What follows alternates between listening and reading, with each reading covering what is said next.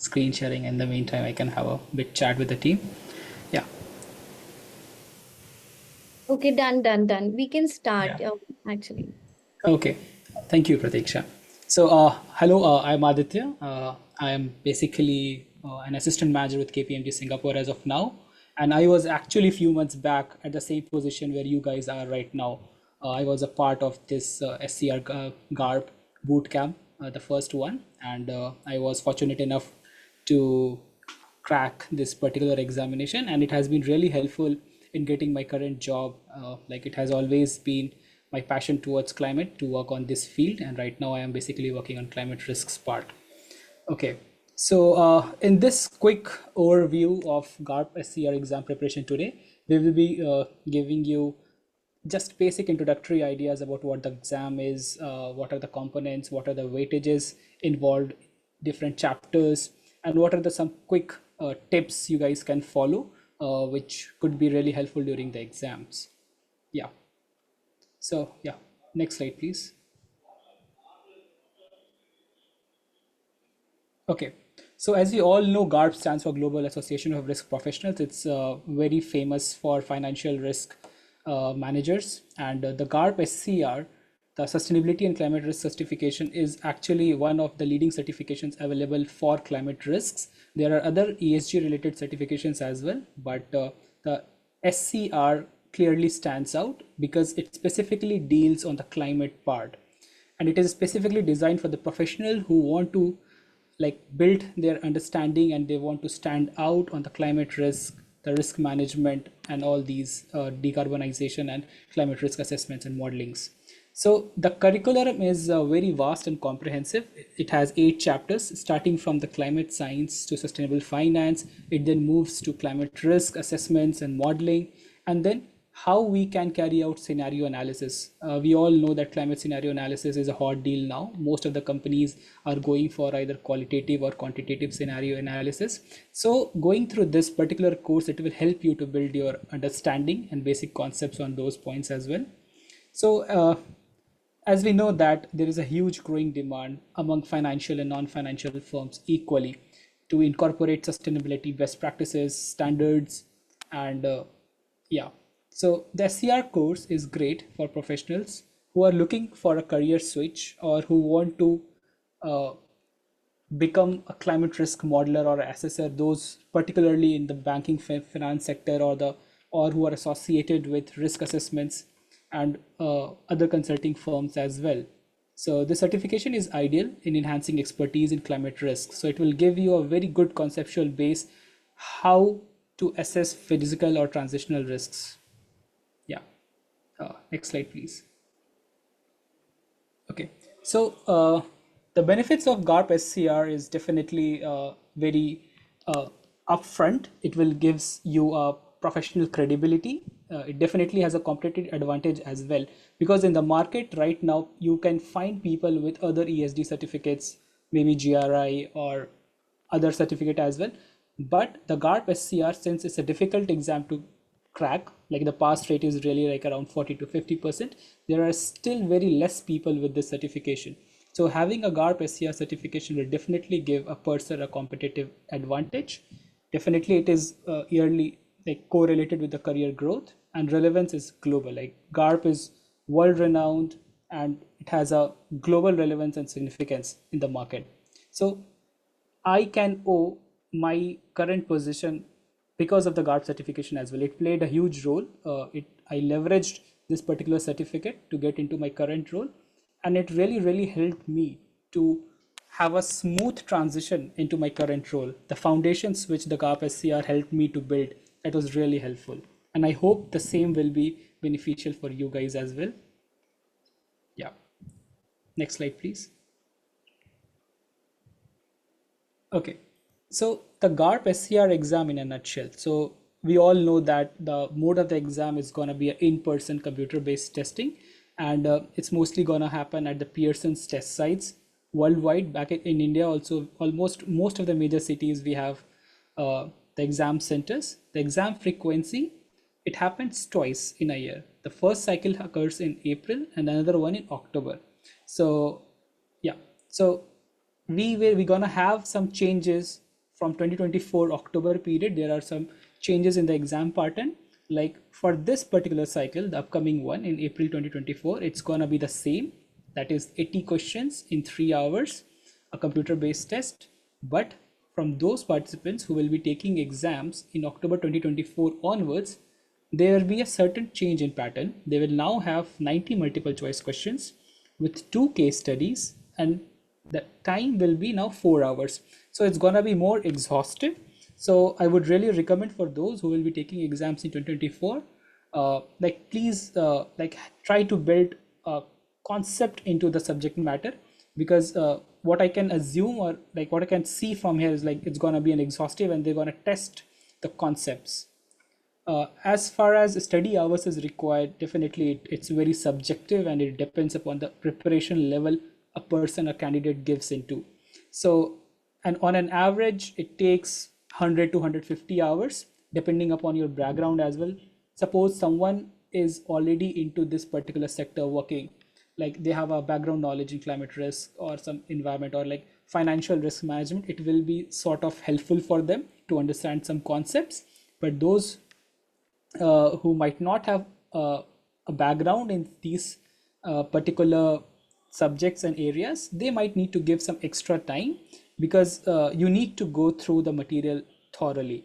And here, as at Sustainability 101 GARP SCR, we'll try to comprehensively cover most of the contents and the topic which is covered. But yeah, at the end of the day, it's a candidate who need to put their more efforts. Yeah, so there is no prerequisites or no work experience is required. Language is English. Uh, Post exam required CPD. So these are like continuous professional development credits. It's not mandatory, but to stay relevant, GARP asks a candidate to have 20 hours of training or some online courses on their portal. That's 20 CPD. Okay, now moving towards the curriculum and weightages, we have 8 chapters in GARP course, and you can see that most of them are equal importance, like 12.5 percentage, and net zero is 6.2. Definitely, climate risk management, the third one from the bottom, is one of the most important chapters, and I think I got around 10 to 15 questions from this particular chapter. But I would like to make sure that please don't be like decide that net zero is less important and climate risk management is more important. Last year, the in the November exams, October exams, the net zero, there were a lot of questions from net zero as well. So it's good to know the relative weightages, but I would say please treat all the chapters equally, and you will have 8 to 10 questions from most of the chapters. So yeah. So the first chapter is Foundation on the Climate Change. It basically focuses on the concepts and the science behind the climate. You will understand what is causing climate, what are the factors involved. I'll be taking this particular chapter tomorrow. Then moving on, we have sustainability. It basically broadly covers what is sustainability is, what are SDGs, and these things. Moving down to third chapter is kind of a foundation for this chapter, that is climate change risk, where you will be introduced to the different type of climate related risk and opportunities, mostly physical risks and transition risk. We will understand what are the different types of risks. Policy, culture, governance, it again goes to the different frameworks. Then green and sustainable finance, you will learn about what are the sustainability linked bonds, green bonds, what are the frameworks and what are the assumptions and all, how to use the proceeds. And climate risk measurement and management, it's how to measure in climate, it's mostly ERM, like your enterprise risk management, how it is related and how climate risk is integrated into risk management. Climate scenario analysis is a very good chapter where you will learn how to translate those physical and transitional risks into financial impacts for a company. There are different methods, there are different assumptions. So yeah, so during that session we will be like the speaker will take you through the different methods and what are the assumptions under the different climate scenarios. And then finally, net zero, it will provide you a brief overview, what is gonna be our path, the 2-degree scenarios, how different things will be changing, even SBTIs will be introduced. Yeah, so you can see it's overall very comprehensive, starting from the science and going down to the climate scenario analysis, where you're translating the financial impacts. Next slide, please.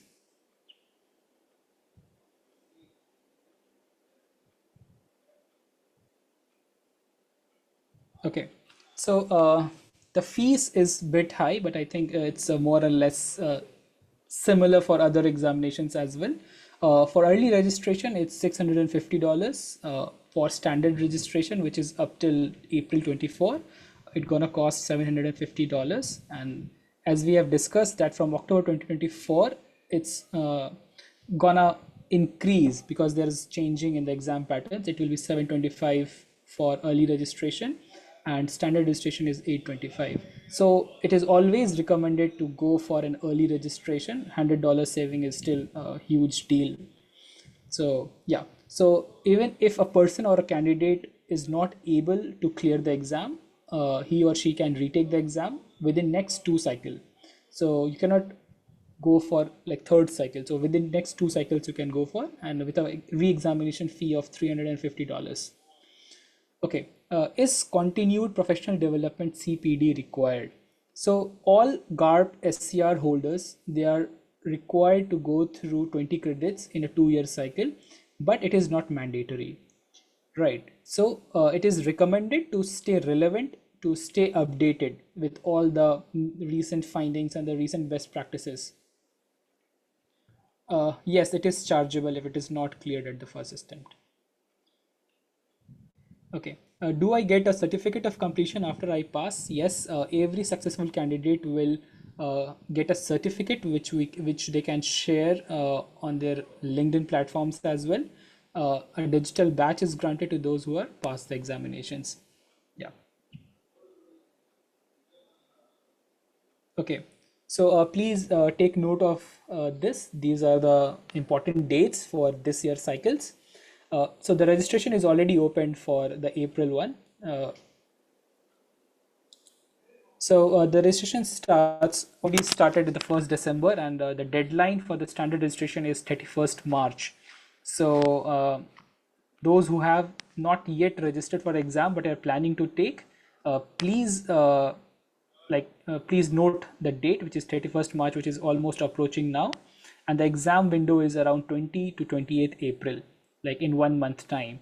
And for October, the early registration deadline, where you can avail a $100 benefit, is by 31st July, and the standard registration deadline is by 30th September. Okay, and definitely the exam window is always, it remains like 19th October to 2nd November. Regarding pass rates, so it is around 50%. Every year it's like around 50%, but I personally think these numbers are very misleading because you never know that these numbers are not at all useful. But yeah, it's good to know that it's 50%, but it won't affect your preparation, or it won't affect your uh, kind of conversion. So my first suggestion would be, please don't look at these numbers. So a person might get demotivated. Okay, it's only 50%, but it does not have any relevance. That's what my personal suggestion is. But it's a good to know figure. Yeah, it shows how competitive and like bit difficult the exam is. Okay, yeah. Uh, moving next. Okay, these are the free. Okay, what is the difference between registration and scheduling? Okay, so registration means it basically means when you register for the exam, and scheduling means scheduling your examination. So you can register your exam, and you can also wait for, you have a certain period, a window where you can schedule your examination, your location, your timings. So it is always advised that once you register, you parallelly also finish scheduling. So because after a particular timeline, GARP does not allow a candidate to change the locations. Like you can do up to like 48 hours before. So you should do that exact location time. You plan everything else, make sure you are available on that time, and accordingly you schedule the dates for examination. uh, Regarding rescheduling examination, yes, you can reschedule the examination, but it is based on availability, like availability of the seats on your choiced dates, and you can change the exam location, like as well as the date, until 48 hours before the start of the scheduled exam. So kindly keep this in mind, because I have few friends which they wanted to change their locations like a day before or 2 days before. They would not able to do that. So these are the few important yeah. Then on the exam day, please make sure that you are on time and you carry your passport, your local. In India, they also ask for passport as well as Aadhaar card. At my location, they ask for my Aadhaar card as well. So make sure you carry everything, and nothing is allowed. You cannot carry your phone, your watches, or digital watches and all.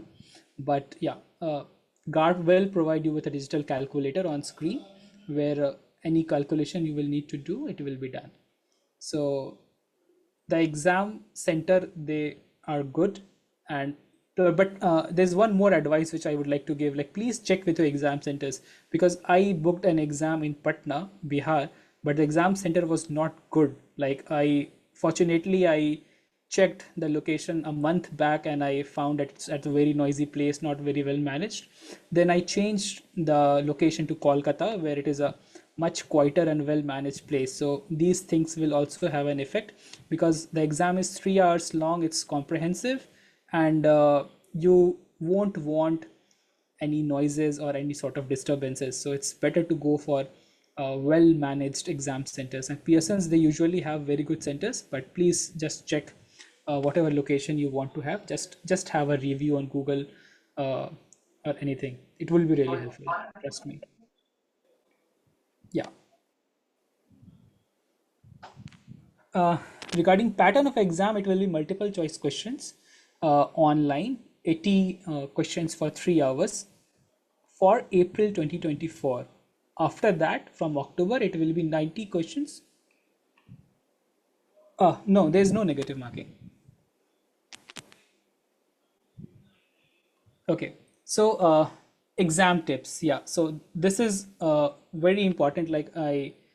It could be very important for you guys to like just if will this is my personal exam tips, which I basically realized that a person should be doing this or that.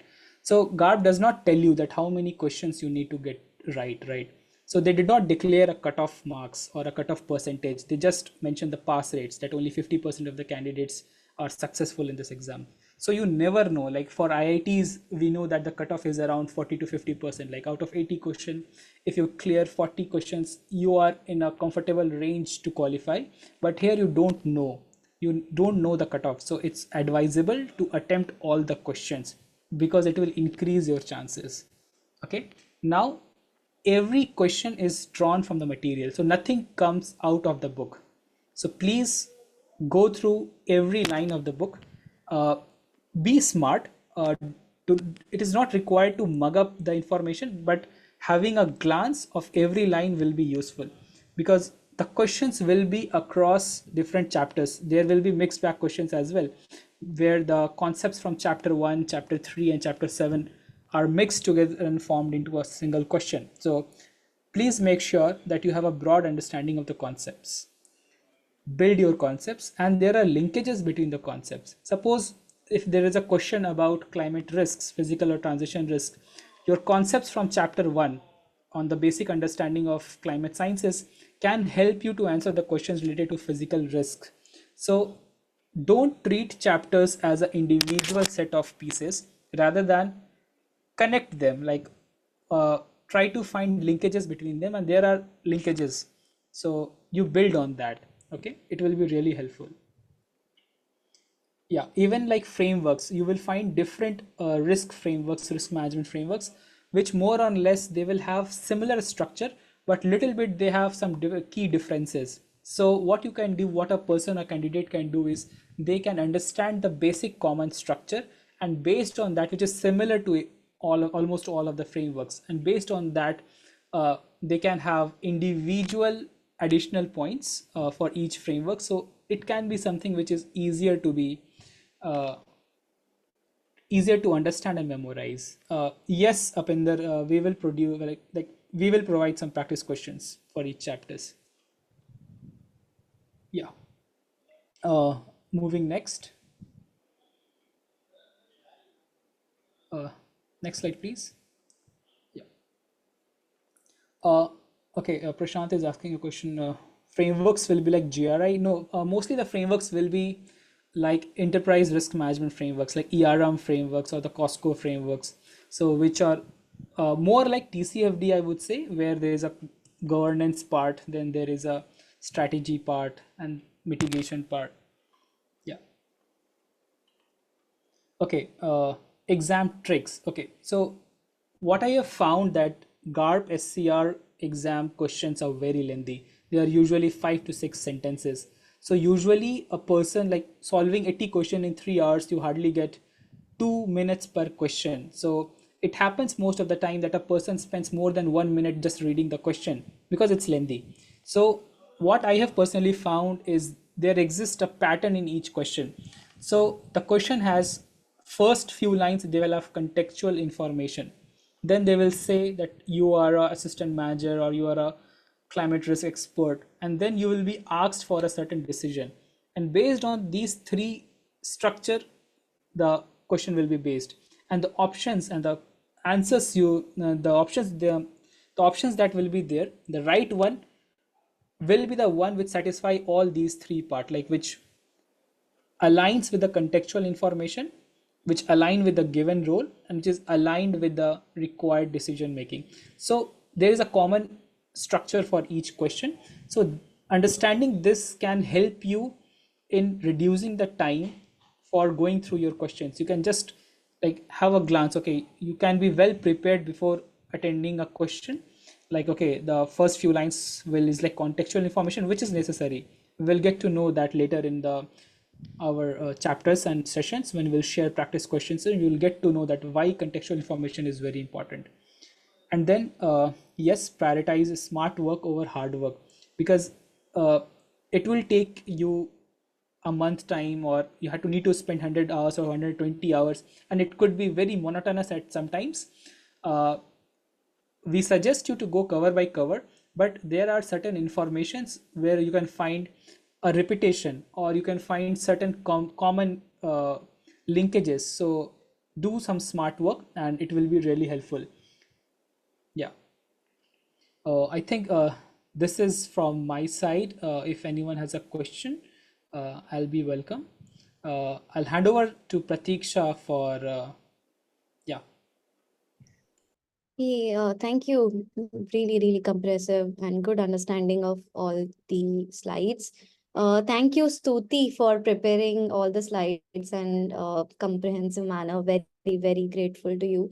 Now the part is I want to tell you how we have planned the sessions. Oops, give me some time. I just need to unshare this. Thank you.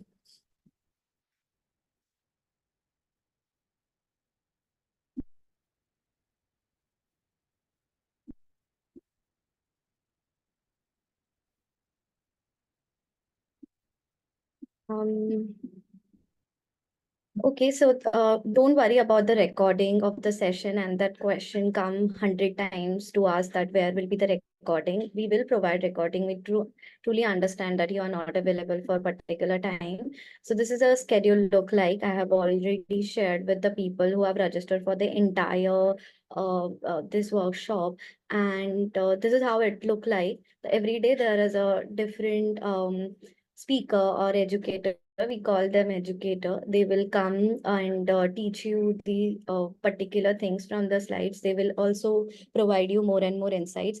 At the end of the session or the middle of the session, we'll also include a practice questions, because that is the more important factor, and you can solve it. We can also provide you different quizzes in the WhatsApp as well to discuss. There will be a final exam at the end on 25th March. We will be releasing a final exam for 50 marks. I mean, this is just from Sustainability 101 to just make you prepare and understand, okay, you have understood or not. Are you ready for GRP exam or not? So we have, gathered those questions from the past SCR questions itself. So those questions we are gonna put.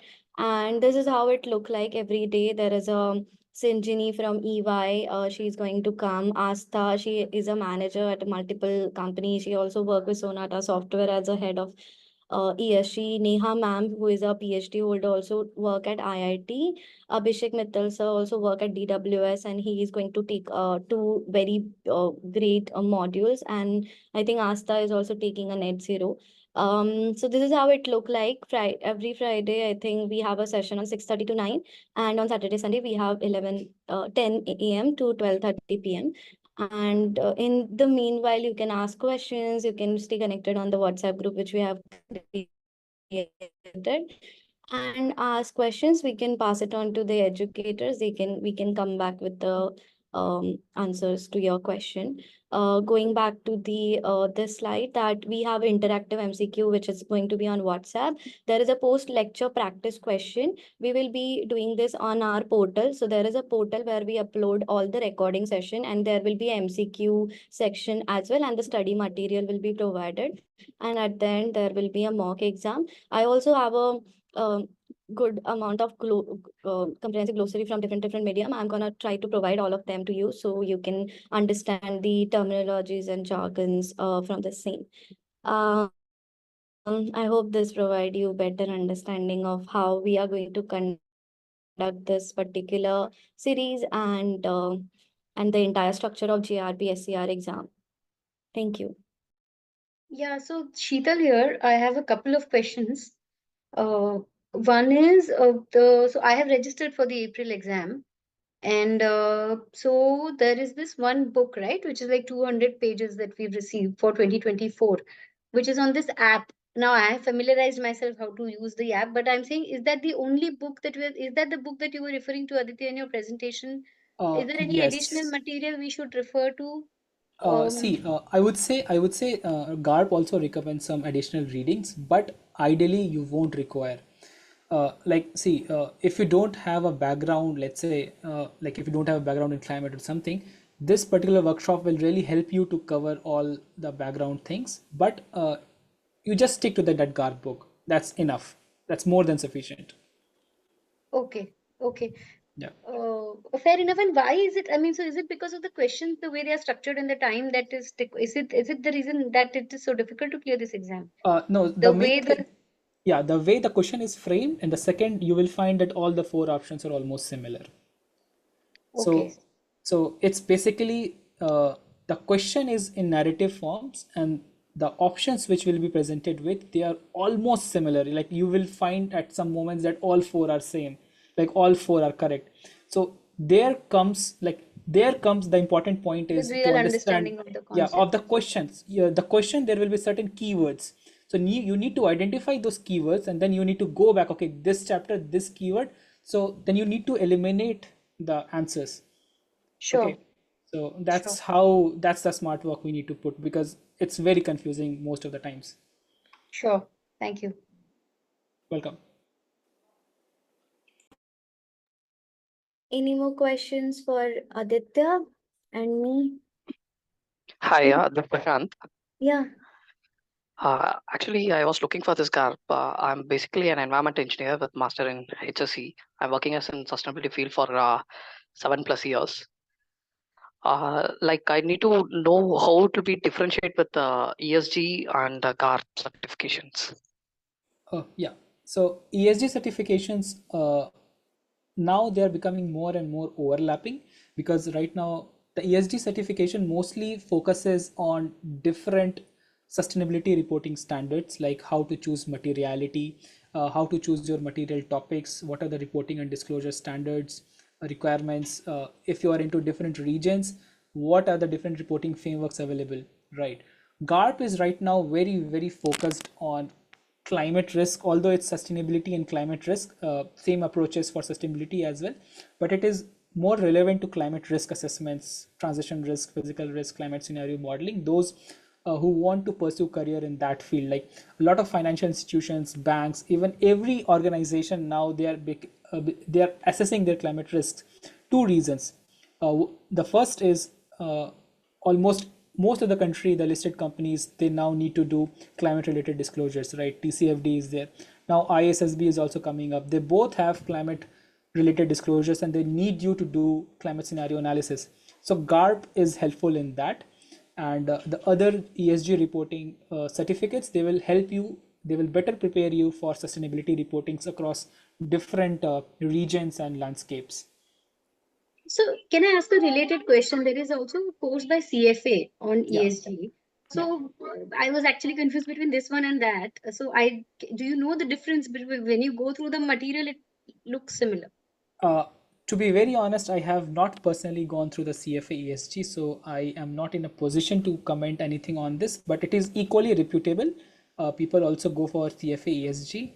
I can tell you about GARP as of now, Sure, but I have sure, a no problem. general understanding about CFA ESG. Yeah. One more question from my side. Yeah, We'll be working on carbon footprints, etc. with the help of GHGs and other things already with sustainability reporting frameworks. How GARP will be helping me to do that? Or where there is any framework, it will give me a framework, or it will be help me to perform it. See, GARP will basically help you to identify and assess climate-based impacts. Now, there's a huge concern about identifying your climate risk and opportunities. So you have physical risk, you have transition risk, and now these risks, how these risks will translate into your financial impacts, like how you will quantify those in terms of financial values, climate value at risk model by MSCI. So it will give you an understanding that how these risks are gonna affect the enterprise value of a particular organizations under different climate scenarios and different levels of heatings and RCPs. So it's more on a GARP prepare a candidate for a strategy point of view and from climate assumptions and climate strategy point of view. Thank you. Hi, this is Hi, Aditya. Yeah, Yashwant hi here. Yashwant. Yeah, so my question is, there is a TCFD e courses also there, Yeah. a module there. Free courses, yeah. So do you advise me to do prior to completing this course, or it will help give any prefer or something kind of thing? And I have enrolled my exam in April, so Okay. I'm about to take my exam in April. So TCF, okay, TCFD, I would say going through like a basic introduction of TCFD will be helpful, like to understand the framework, like they have governance, strategy, risk and management. So TCFD framework is more or less similar than other risk frameworks as well. And it will also help you to understand the key definitions of the climate risks, what are the transition risks. So like I won't suggest you to go through all, but having something which gives you a brief idea and build your concepts on TCFD is enough, I would say. but DCFD is now no more a valid framework, like not valid framework. It won't be in force, right? So they are It will be enforced. It will be enforced. It is subsumed under ISSB. Like for in Singapore, countries are still reporting for TCFD until and unless ISSB comes into force. But yeah, since ISSB is built on TCFD, it's still relevant, I would say. Another thing I would recommend you on TCFD is go through their guidance on scenario analysis. It will really help on for the chapters regarding to scenario analysis, that what are the characteristics of scenarios, how to approach scenarios. So that is additional reading, but honestly this GARP guidebook covers everything. So that's what I'm trying to say. Work smart and work hard. So if you'll go outside, there are plethora of documents to scan through, but right now our focus is to clear this exam. So for that I would say stick to the GARP SCR book. It have everything you need to clear the exam, and the So, language is also very good, and it's easy to understand. so you like, do we face any huge complex numerical? No. So why they are proposing any calculator kind of thing? So a couple of questions might come, very simple, straightforward additions questions, maybe some summation questions, just to try and like to test your understanding on scope 1, scope 2, or different couple of, hardly one. I faced only one question, so that's okay. Very straightforward. Any case-based questions?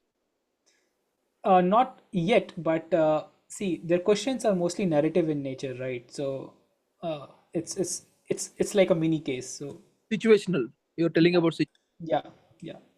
how the decision making will be done, right? Yeah, for example, I faced a question like you work for a European Mediterranean region company and you are this, and climate risk. So you need to understand, okay, so the first information they provide is the contextual information. So the first information they provided us is like Mediterranean region. Now you need to build, okay, what could be the climate impact in the Mediterranean region. Based on that, you might come to like, eliminate the answers, something like that. So But we won't be having so much of idea in some areas like Mediterranean. I know that.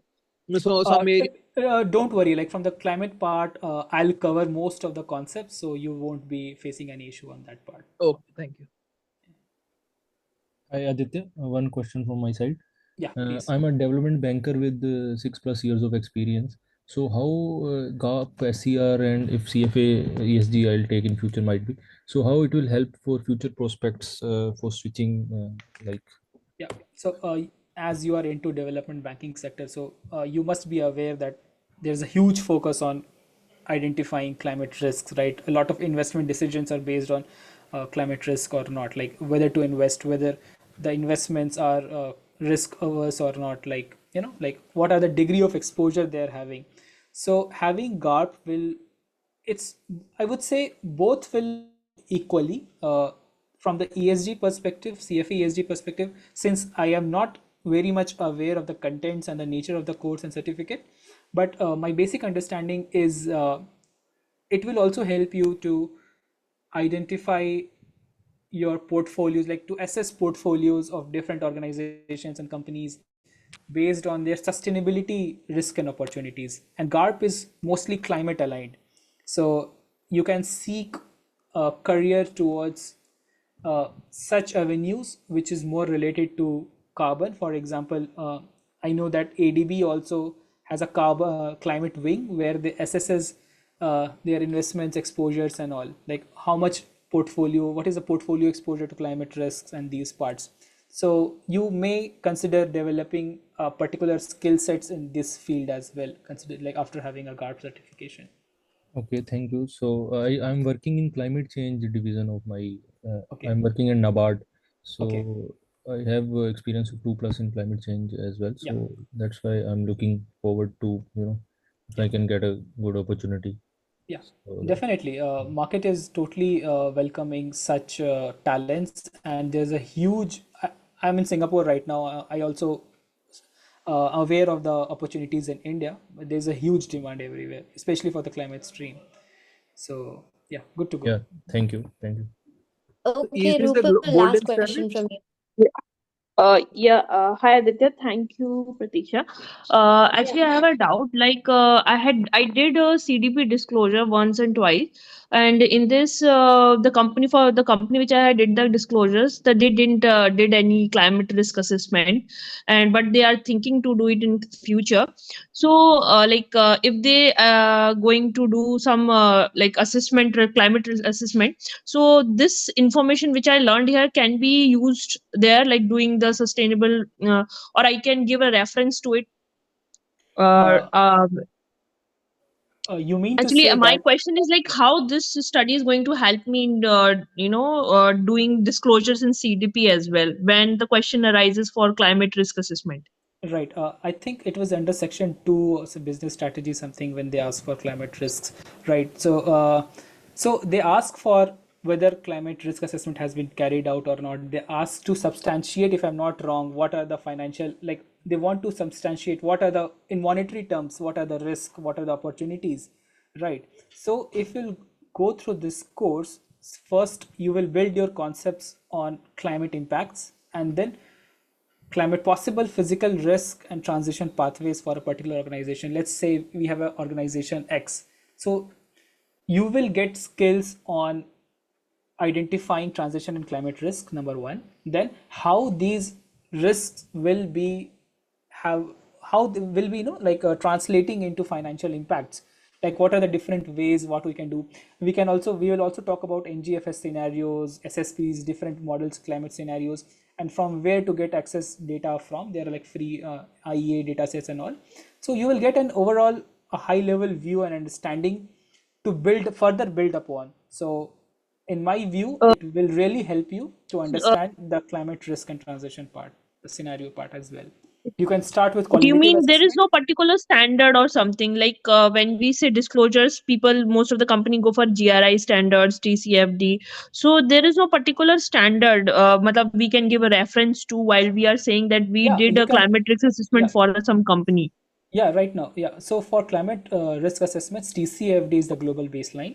This is the most Okay. widely accepted and followed climate-related disclosures, which is now subsumed by ISSB. So you can. So TCFD is now part ISSB. of ISSB. Okay. So you can give Okay. reference to both of them. Okay. When we say climate, we did the climate assessment, we have taken reference from there, or we are Yeah. doing So disclosure on the basis yeah, of them. Okay. yeah, Thank you so TCFD. much. Thank Yeah, you. refer Okay. to the Thank you. guidance of TCFD on climate scenarios. Okay. Thank you. Yeah, Okay. welcome. Okay, great session, Aditya. Thank you so much for positively answering everyone. Thank you, Pratiksha. Good. So I'm answering few people in the chat, but yeah, if you have any question for us, we have an open WhatsApp group and you can chat. But one more update and instruction that whoever have not registered for the entire series of workshop will be removed from the WhatsApp group. And please please don't block that number which will be removing, because it's an automation tool which we use for it. And another thing, that whoever registered for the entire 23 people who registered for the entire series of chapters, they will be getting SCR 2023 book, because which is there. Last year we got it. And the book and the practice question and everything, I mean recording and everything, they will be added to the portal, but the people who haven't registered and paid for it will be removed from the group. That's my last sentence. Okay, thank you so much everyone. And Aditya, very, very great session tomorrow. We'll see you tomorrow at 10 o'clock. Okay, thank you Okay. everyone. Thank you, Okay, thank everyone. you See so you much. tomorrow. Yeah, Yeah. bye. Good night.